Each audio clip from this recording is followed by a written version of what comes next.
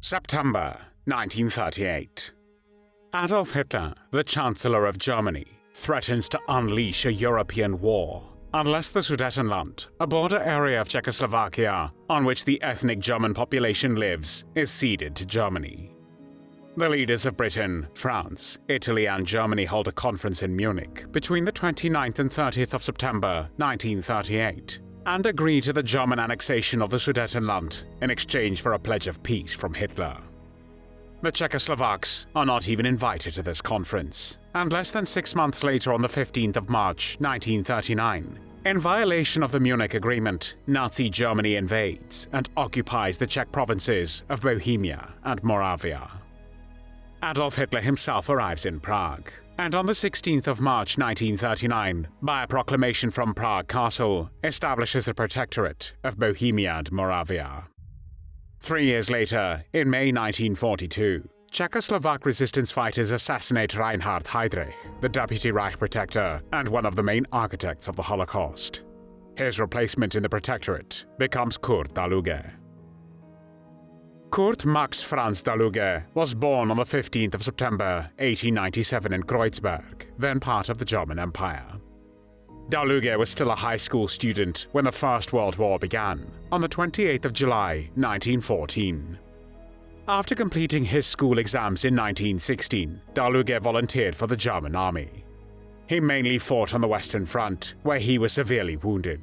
Subsequently, Daluege was hospitalized and declared 25% disabled.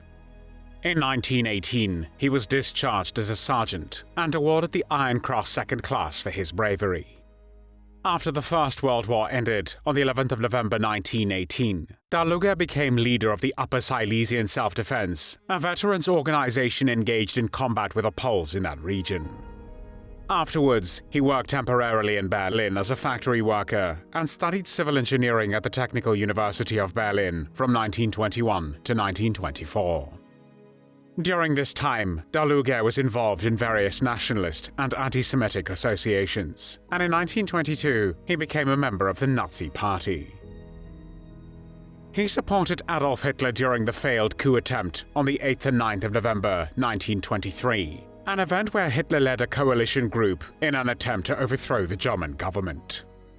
The plotters hoped to march on Berlin to launch a national revolution, but the insurrection was ultimately unsuccessful. Units of the Munich police force clashed with the Nazi stormtroopers as they marched into the city center. The two groups exchanged fire, resulting in the deaths of 16 members of the Nazi Party and 4 police officers. This attempted coup d'etat became known as the Beer Hall Putsch. Its ringleaders, including Adolf Hitler, were arrested. Hitler was convicted of high treason and sentenced to 5 years in prison, but he only served 8 months of his sentence. During the putsch, Daluege served as a liaison officer in Berlin, a service that Hitler highly valued throughout his life. In 1926, Daluege became a deputy party leader in Berlin to Josef Goebbels, who several years later would become the Minister of Propaganda in Nazi Germany. The same year, he joined the SA, eventually becoming its organization's district leader in Berlin. The SA, also known as the Sturmabteilung, was the Nazi paramilitary force commonly referred to as the Stormtroopers or the Brown Shirts due to the color of their uniforms. In October 1926, Daluege married, and together with his wife, they adopted 1 child, later having 3 more of their own. In July 1930, at Hitler's personal request, Daluege left the SA and joined the SS with the rank of SS senior leader. The SS headquarters in Berlin was strategically located across from the SA headquarters. At that time, the SS was a branch of the SA, and Daluge's role was to spy on both the SA and opponents of the Nazi Party. The SA leader in Berlin during this period, Walter Stennes, voiced significant dissatisfaction within the SA and demanded increased funding and political influence within the National Socialist movement. When Hitler dismissed his concerns, Stennes believed action was necessary to assert authority. On the 30th of August 1930, Josef Goebbels attempted to deliver a speech at a rally in Berlin, but was refused protection by the Berlin SA. After Goebbels enlisted SS assistants to secure the event and assigned them to protect the Berlin Party headquarters, tensions escalated.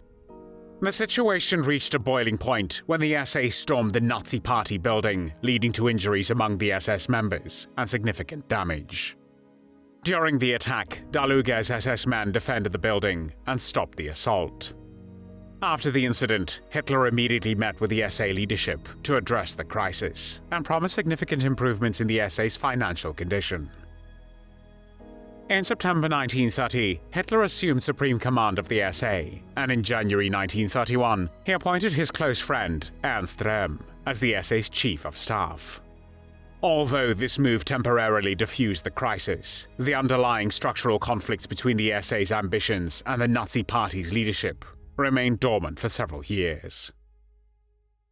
In a heartfelt open letter to Daluege, Adolf Hitler praised the unwavering loyalty of the SS, proclaiming, "SS man, your honor is loyalty." This powerful declaration resonated deeply, inspiring the SS to adopt "My honor is loyalty" as its official motto. Hitler then promoted both Daluege and Heinrich Himmler to the rank of SS senior group leader. Daluege was assigned leadership of the SS in northern Germany, while Himmler took charge of the southern units from Munich. In addition, Himmler served as the head of the entire SS. On the 30th of January 1933, Adolf Hitler was appointed Chancellor of Germany by President Paul von Hindenburg. In September of the same year, Daluege was transferred to the Prussian Interior Ministry, where he took charge of the non-political police, holding the rank of SS Major General.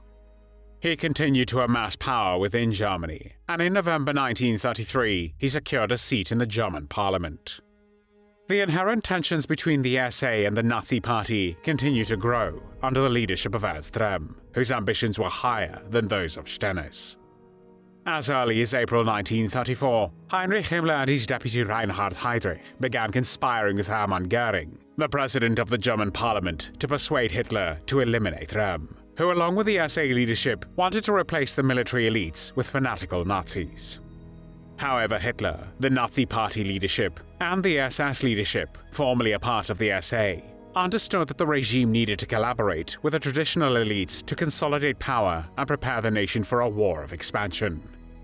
During the purge known as the Night of the Long Knives, which lasted from the 30th of June to the 2nd of July, 85 members of the SA leadership and political opponents were killed, with Röhm shot dead in his cell after refusing to commit suicide. Daluege, during this time, took a harsh stance against former SA comrades, viewing them as threats to society. By November 1934, Daluege's authority over the uniformed police had expanded across all of Germany. His command now included a diverse array of forces, from municipal and rural police to fire brigades and air raid services. In 1936, Himmler appointed Daluege as chief of the Order Police, or Orpo, the uniformed police force in Nazi Germany.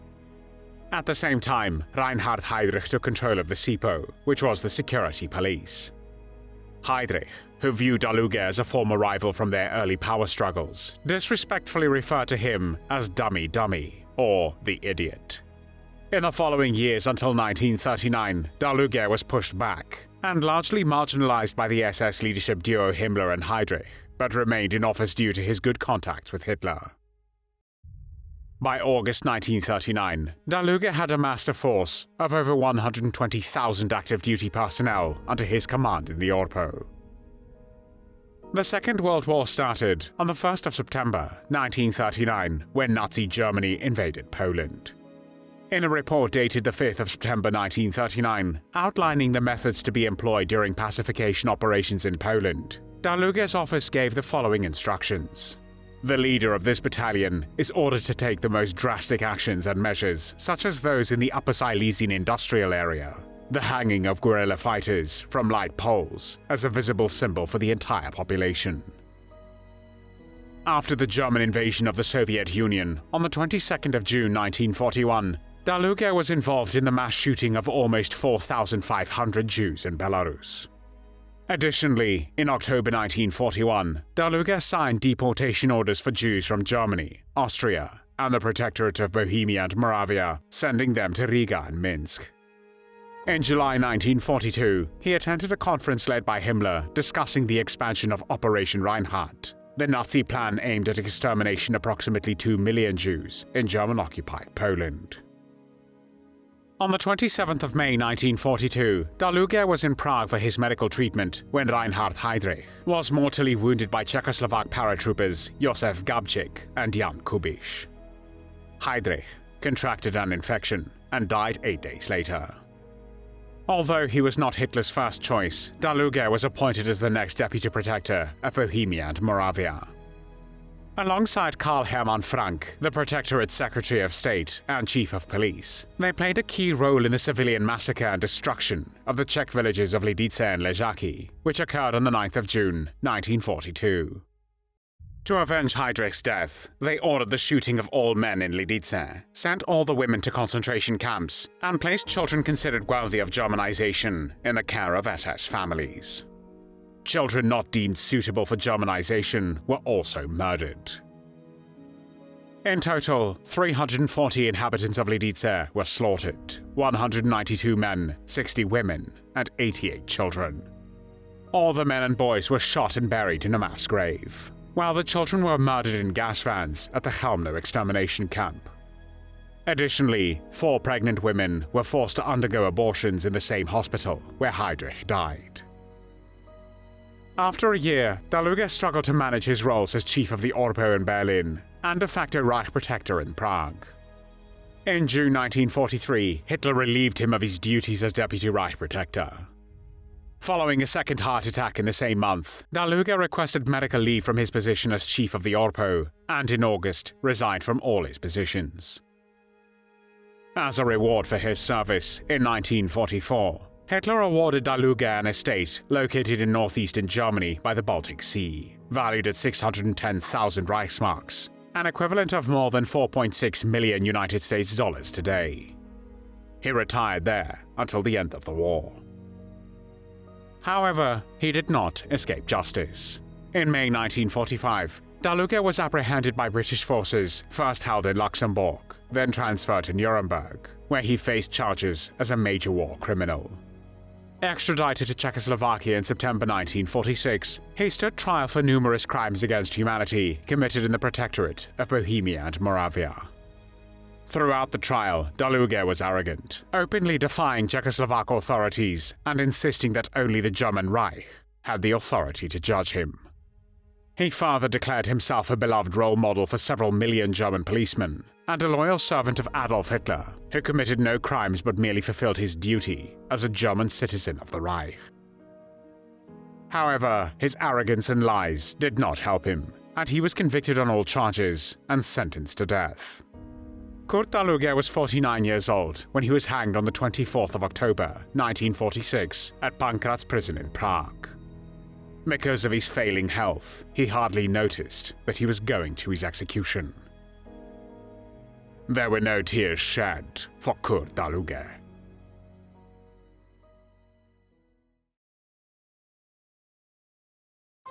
Thanks for watching the World History Channel. Be sure to like and subscribe, and click the bell notification icon so you don't miss our next episodes. We thank you, and we'll see you next time on the channel.